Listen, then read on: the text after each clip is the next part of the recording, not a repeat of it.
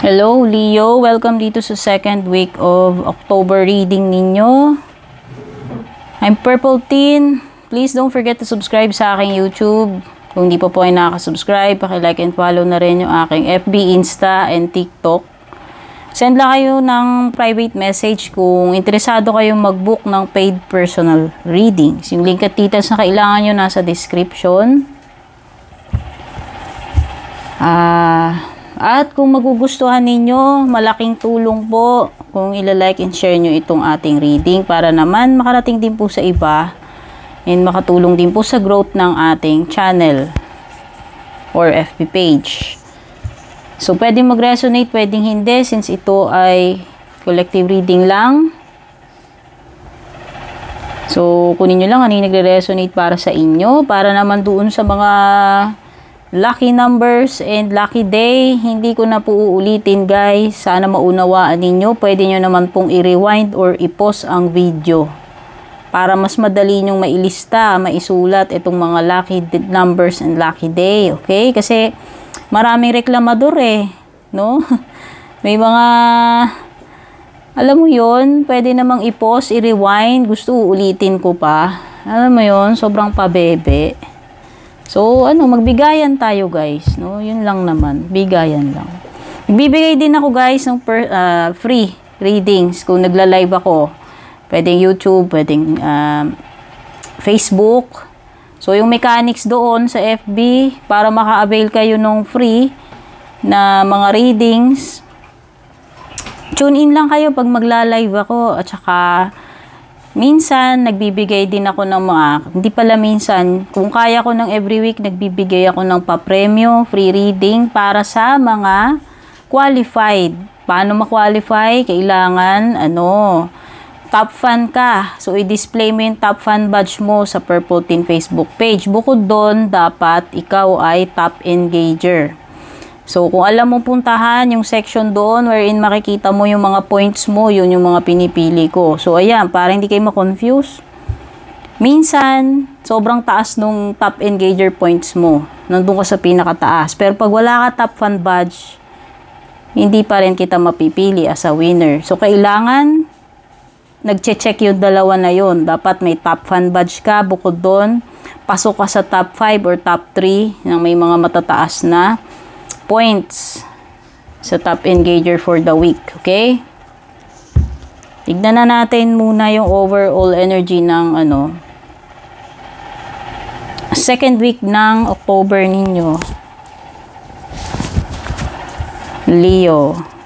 Just in case ako ay mag-ulyanin at ibang sign na naman yung mabanggit ko sa bandang dulo, tandaan nyo yung tip. Yung mga datihan na rito, alam nila yan. Ang sign na binabasa ko, kung ano yung nasa thumbnail, title, sa intro. Kung mag-iba man yung sasabihin ko sa dulo, pwedeng hindi ko na nare-realize yun. No? Minsan ang nasa isip ko, Libra, pero nababanggit ko ibang sign. Okay? Kung hindi nyo na-tolerate yun, guys, pwede namang hindi kayo manood. Marami kasing bashers, no? Hindi naman lahat dito reklamador, pero maraming reklamador. Free reading lang naman ito Okay? Overall energy, second week ng October ninyo, Leo. Ay, bago pala tayo magsimula ng reading, Leo, bigay ko muna yung lucky day mo, Wednesday. Tapos yung lucky numbers mo, Leo, 12, 42, 50, 28, 19, at saka 22. Koi fish ang overall energy ng second week ninyo, Leo. There is always enough, Leo. Yung mga time na parang hindi ka nasasapatan o hindi ka nakukontento sa kung anong meron o baka disappointed ka. No, ayan yun. Sinasabi dito,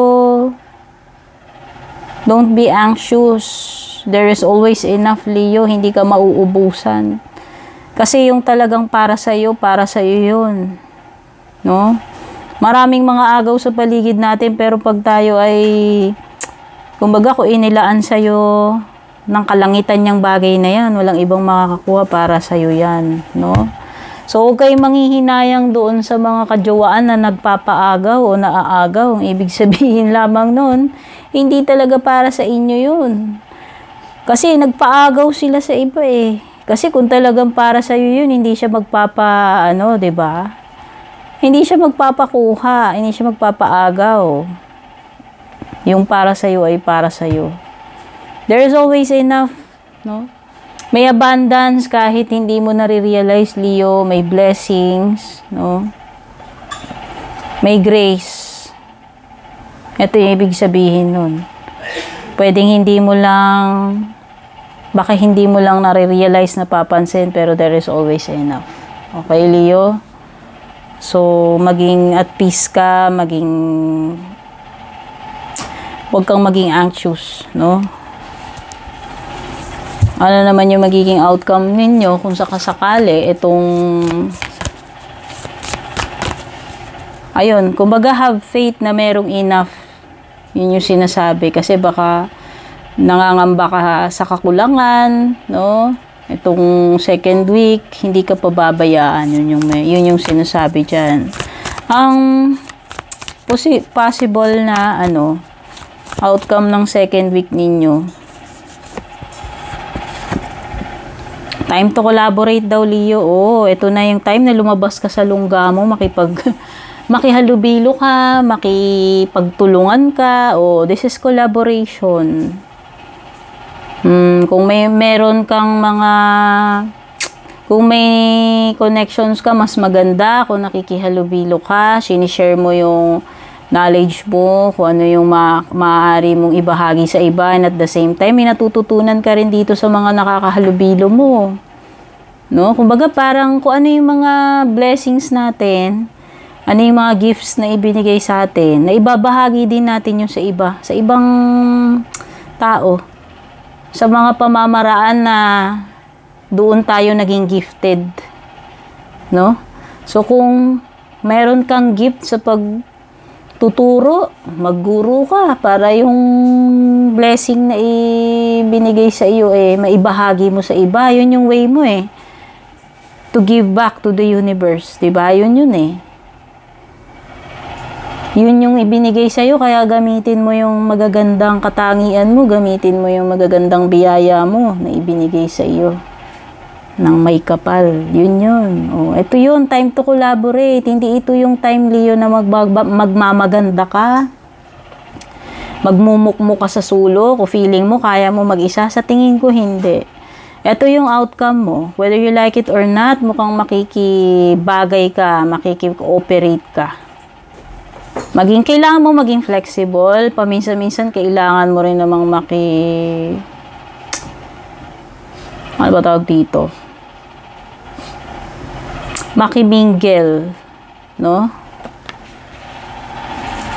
Hindi kailangan magmukmuk lagi dyan, or hindi kailangan maging snob palagi.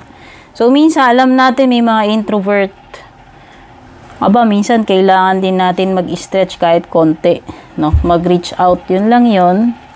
Pagiging humble pa rin yun sa pakiramdam ko, no? Sa tingin ko.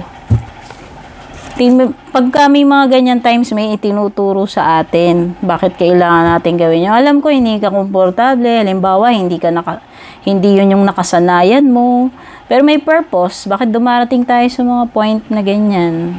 May reason. Merong lesson na kailangan matutunan. Yun yung itinuturo ni life sa iyo. Kumbaga dito sa specific na panahon na ito yung lesson na kailangan mo matutunan. Diba? Okay? So, ang key is to collaborate. Yan yung outcome mo. Bignan pa natin yung mga iba pang energies possible na ma-encounter mo, Leo.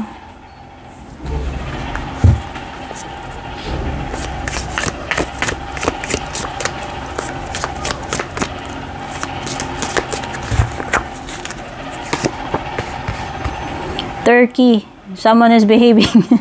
Natatawa to yung nakikita ko to. Someone is behaving stupidly daw. I hope, Leo, hindi ikaw ito. Grabe mga ano tong card na to, no? O, ayan. Someone behaving stupidly. Kaya lang for sure maapektuhan ka. Kaya siguro lumilitaw yan. No? Maanoy ka ba? May stress ka ba dyan? Sino ba yung person na yan behaving stupidly? O malamang yung pagiging stupid niya merong side effect sa iyo. Kaya siguro binabanggit yan dyan. O, sana naman hindi ikaw yan, no? So, try not to behave stupidly daw. Love, deep affection, and caring. O, isa ito sa mga matatanggap mo or i-give out mo. Itong second week of October, Leo. O, pagmamahal, deep affection, caring. O, maaaring ikaw, you will express that or merong someone na mag-e-express sa iyo yung mga binanggit dyan. You, an emotionally secure, loving family is important to you. Okay, so itong second week mukhang importante para sa iyo, family matters. Lalong-lalo na pagdating sa security ng family. Emotionally ha, yung binabanggit dito na security. Pagdating sa pamilya. Kumbaga kung paano mo alagaan yung pamilya mo. Hindi lang sa material, pati sa pagdating sa emotional security. So, kumbaga, confident na may meet yung needs, yung mga pangangailangan material, pero hindi lang yun, pati sa emotional din. You have also dealings or relationship with an older woman. Oh, may makakadil ka daw na Granny Smith. Okay, kung sino man ite. Lola or basta may older woman dyan. Relative mo man yan o hindi.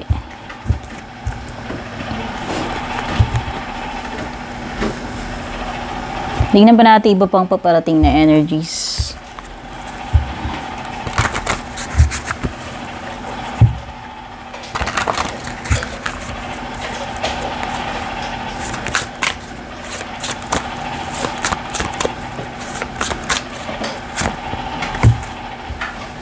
May Virgo energy, Leo. Pwede may makadil ka Virgo itong second week of October. Family member man yan o hindi.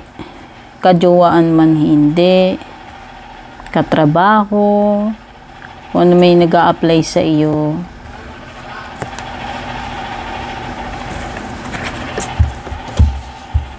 Okay, at ang ganda-ganda, meron ka pang Ace of Wands itong second week of October mo. Di ibig sabihin this is inspired action. No, kung may gagawin ka, it's because hindi dahil lang napilitan kang gawin o kailangan mong gawin, kundi talagang yun yung gusto mong gawin. No? Inspired action siya. Okay, it could be an indication na meron kang sisimulan at kung may sisimulan ka, very energetic ka. Lahat ng kailangan mong energy nandun. Inspiration, no? Pwedeng very ganadong-ganado kumbaga. Maganda yung simulain. Ito ay indication na maganda yung magiging simulan itong gagawin mo, no? O paano man yan, sa karir mo man, sa negosyo, sa personal, no? Okay, the Hermit is about following your own path or you are journeying deeper into yourself kapag meron kang mga soul searching na ginagawa, no? Ayan, oh. Si Hermit. Nag-ano siya eh. Pinakikiramdaman niya yung sarili niya.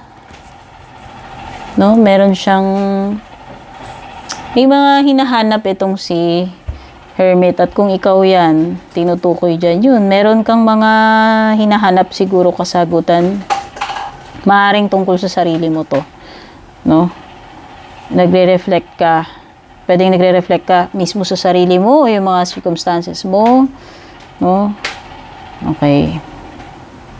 Naghahanap ka ng Ganap ka ng answer or clarity about something. Ayan yung lantern. Nanap mo yung kaliwanagan. Nanap mo yung Yung may enlightenment na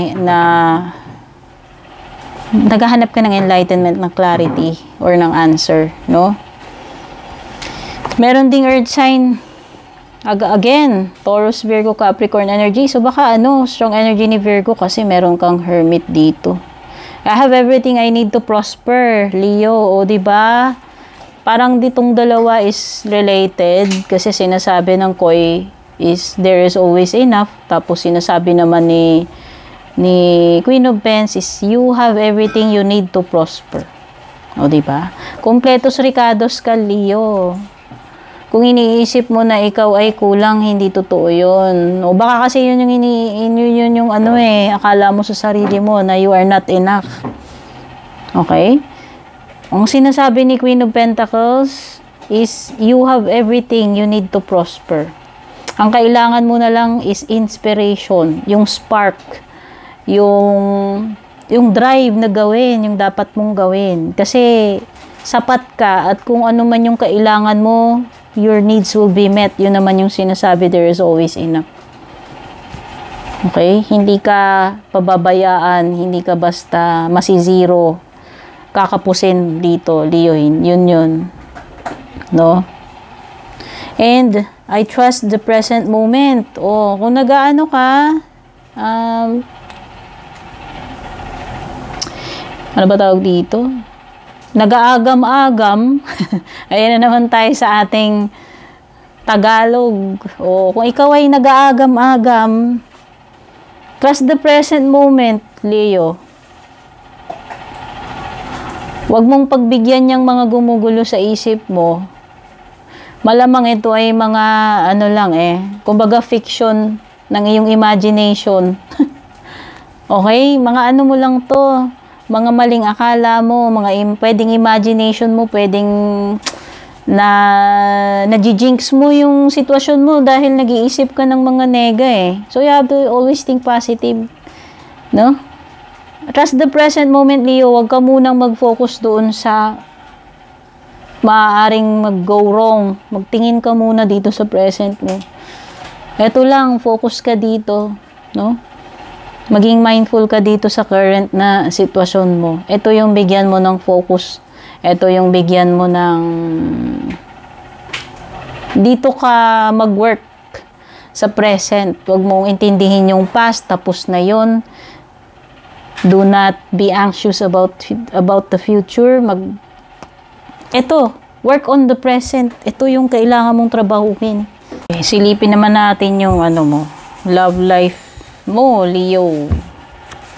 Itong second week ng October. Sub ko lang ite. Kasi para may space tayo dito sa ibaba. Ayan. Love life mo, second week. Meron ditong magsusori o magpapatawad. May magbabalik. Para lang dyan. Whether hihingi ng tawad. Okay. Makikipag-ayos. Makikipagbati.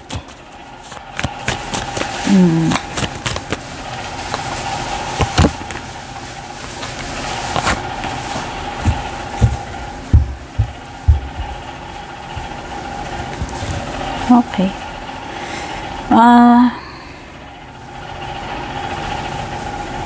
Pwede kasing nakapag-move on ka na, Leo. Kasi nabando na ka na itong person na to. Pwedeng yun Pero, magpapakumbaba naman siya na bumalik at humingi ng tawad. Depende na lang kung patatawarin mo pa siya uli. Kasi it seems na nandun ka na sa process ng moving on. So, pwedeng magugulo uli yung mundo mo dahil may possibility na babalik itong person na to. Kung tatanggapin mo siya at kung nagsisisi naman siya at humihingi siya ng tawad sa'yo, depende na sa magiging usapan ninyo. Meron kasing sinasabi dito na siya yung nag-walk away, siya na yung nag-abandon sa iyo. Okay? Receptive. May open heart dito. Pwedeng vulnerable ka pa rin eh. Kasi kung mahal mo pa rin tong tao na to, pwede mo pa rin siyang mapatawad. Pero depende. Depende yan sa iyo, Leo. No? O, para lang may binabanggit dito na may tendency na buksan mo uli yung puso mo. Okay? So, if ever na bumalik man yan, kahit na iniwan ka niya before, at nagsisisi naman siya, humingi siya ng sorry, nag-ask ng forgiveness, depende na sa'yo kung patatawarin mo. Okay? O magla-let go ka na or magko-continue to move on without this person. Depende na sa'yo. Pero, meron lang tendency dito na maaaring buksan mo uli yung puso mo. Okay? So, tignan naman natin yung closing message or advice para sa iyo ng Sacred Traveler Oracle itong second week of October. Leo. Answering the call, Leo. The time is now. Wow. Mukhang ito ay indikasyon na ito na yung opportunity mo, Leo. Kung may hinihintay ka na palatandaan, senyales, signal, go signal, ito na yun. Answering the call, the time is now. Baka may hinihintay ka opportunity, big break, o naghihingi ka ng sign sa kalangitan kung kailan yung tamang timing, ito na yung indikasyon. So, kung may kailangan ka mang gawin, ito na yung moment na gagawin mo dapat yan. Ito na yung sign na hinihingi mo. Okay? So, pwede kang makaka-receive ng tawag. Kung ano man tawag yan, ha, baka mamaya may kinalaman sa job application or it could be anything. Basta, answering the call eh. So, pwedeng may marireceive ka na call kung saan man galing yan. Okay? Leo, maraming salamat. Kung na-enjoy mo to, don't forget to like and share. Magiging malaking tulong sa growth ng aking YouTube channel and Facebook page kung ila-like and share nyo itong ating mga readings. Thank you so much. Take care and God bless, Leo.